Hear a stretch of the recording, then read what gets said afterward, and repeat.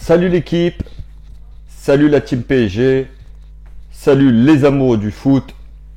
Voilà les gars, avant-match PSG Montpellier, demain soir 21 h au Parc des Princes pour le compte de cette 8e journée de Ligue 1. Et le PSG espère faire la passe.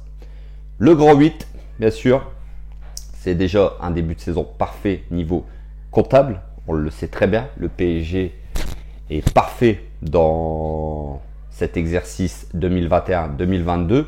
Maintenant, on attend le contenu. On attend que dans le fond de jeu, le Paris Saint-Germain joue mieux.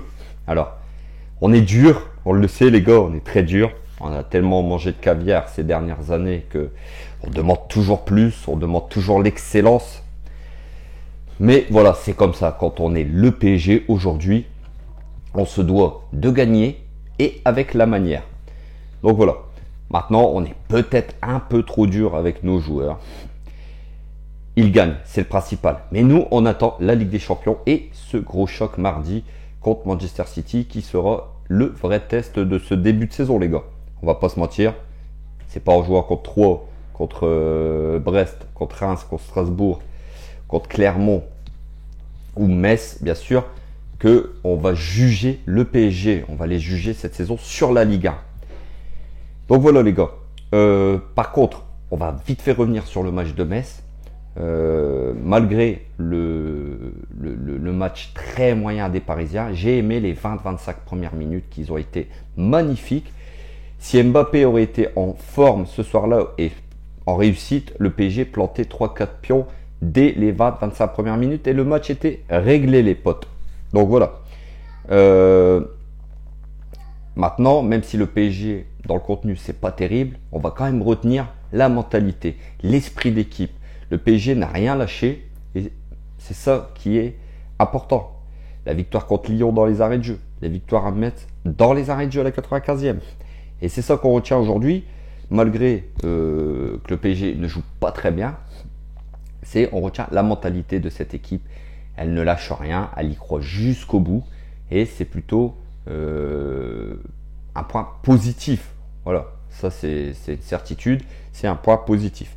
On a bien vu sur le deuxième but des Parisiens contre Metz à la 95e, la joie qu'a procuré cette victoire contre le 20e de Ligue 1. Ça prouve bien qu'il y a une bonne cohésion de groupe, que les joueurs s'entendent bien et c'est ça le principal.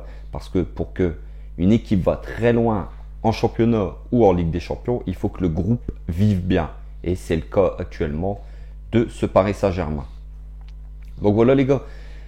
Demain, on va jouer une équipe de Montpellier qui est dixième de Ligue 1, qui fait un début de saison moyen. Après, à leur décharge, ils ont quand même perdu leurs deux attaquants, Andy Delors et Laborde, Gaëtan Laborde. Donc c'est quand même énorme pour Montpellier de perdre ces deux joueurs. C'est comme si nous, demain, on perdait Neymar et Mbappé d'un coup. Eux, à leur échelle, c'est un petit peu ça. Donc c'est normal que cette équipe est dans le ventre mou du championnat. Mais c'est une équipe qui est capable de fulgurance. C'est une équipe qui est capable de nous inquiéter.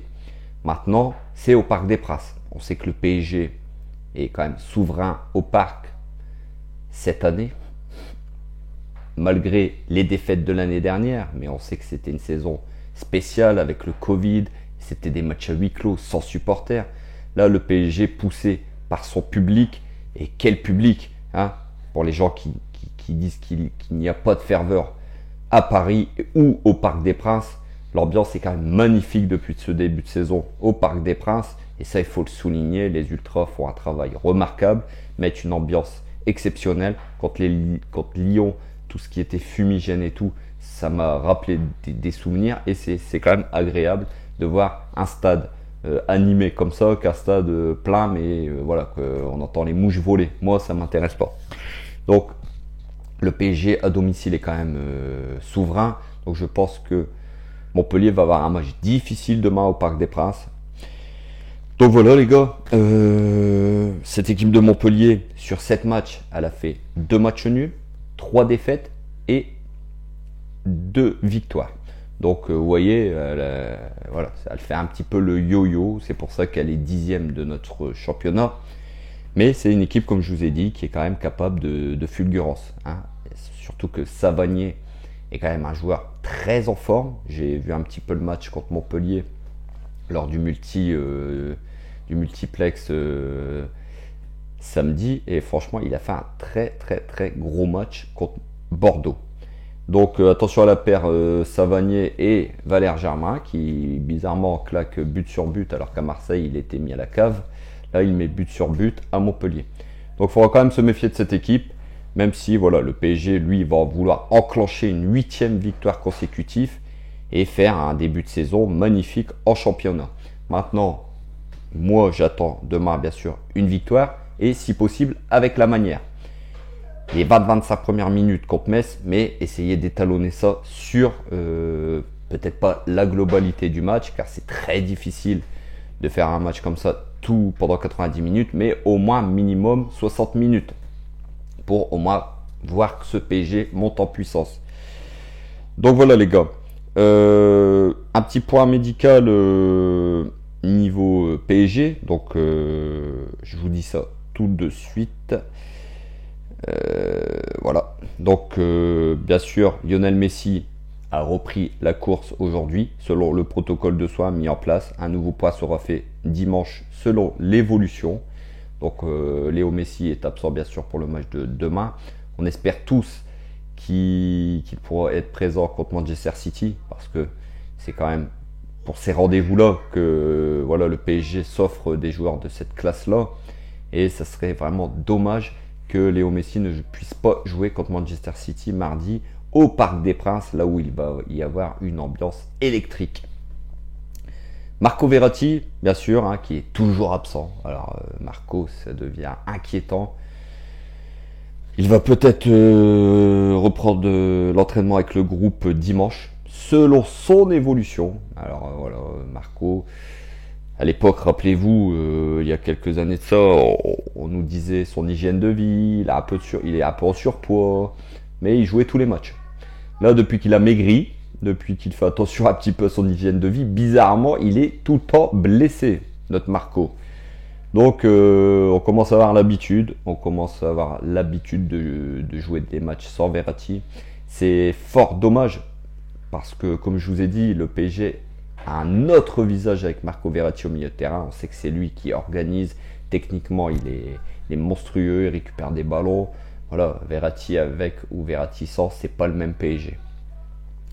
Et bien sûr, comme d'habitude, Sergio Ramos, hein, qui poursuit sa préparation individuelle sur le terrain. Alors, est-ce qu'on va le voir un jour avec le maillot du PSG? Apparemment, oui, les gars. Vous inquiétez pas, apparemment, on va enfin voir Sergio Ramos. Peut-être un petit peu avant la trêve internationale du mois d'octobre. Logiquement, il devrait jouer à Rennes. Donc Rennes PSG, on devrait voir les premiers pas de Sergio Ramos sous les couleurs du Paris Saint-Germain. D'ailleurs, on a eu une info comme quoi le PSG peut-être avec Ramos jouerait avec 3 défenseurs. Donc Ramos, Kimpembe et Marquinhos pour solidifier cette équipe. Ce manque d'équilibre entre l'attaque et le milieu de terrain. On sait que le PSG, quand il joue avec 4 attaquants, on sait qu'ils sont vite coupés en deux, qu'il n'y a pas d'équilibre dans cette équipe. Donc peut-être qu'une défense à 3 avec Ramos, Kimpembe et Marquinhos va solidifier cet équilibre tant recherché par Mauricio Pochettino. Donc voilà les gars, le point médical pour demain. Donc voilà. On va faire tout de suite le 11 pour moi demain. Donc logiquement, on devrait avoir Donnarumma dans les buts. Alors ça, c'est quand même quelque chose que je trouve, moi, je vous ai dit les gars, que je trouve pas ça normal. Je pense que Pochettino devrait prendre un avis tranché sur ce sujet et mettre Navas ou Donnarumma dans les buts. Jouer à un coup c'est lui, un coup c'est lui, un coup c'est lui. Sincèrement, je pense que c'est pas une bonne chose. Maintenant, on verra avec le temps qu'est-ce que ça va donner. À droite, bien sûr, pour moi, je pense que Hakimi va être titulaire avec une défense peut-être remodelée. Hein. Je vois peut-être un Marquinhos Kerrer derrière et Nuno Mendes à gauche. Pour moi, il faut le faire jouer. C'est un jeune joueur et voilà, on sent qu'il est plein de vitalité, qu'il a plein d'énergie à revendre et il faut le mettre. Milieu de terrain, Danilo Pereira, je pense qu'il va remettre avec Herrera et sûrement Idrissa Gueye. Et devant Neymar, Mbappé et Di Maria, parce que Di Maria, on sait qu'il est suspendu en Ligue des Champions, donc il va être sûr titulaire. Donc je pense que les 3 joueurs là vont être titulaires demain à 21h. Donc voilà les gars, sur cet avant-match PSG Montpellier pour le compte de la 8e journée de Ligue 1. Comme d'habitude, j'espère que la vidéo elle vous a plu les frérots. Merci de votre soutien, merci pour la force que vous donnez. On se retrouve demain bien sûr pour le débrief à chaud. Passez une très très bonne soirée, prenez soin de vous surtout. Ici c'est Paris et Paris est magique les frères.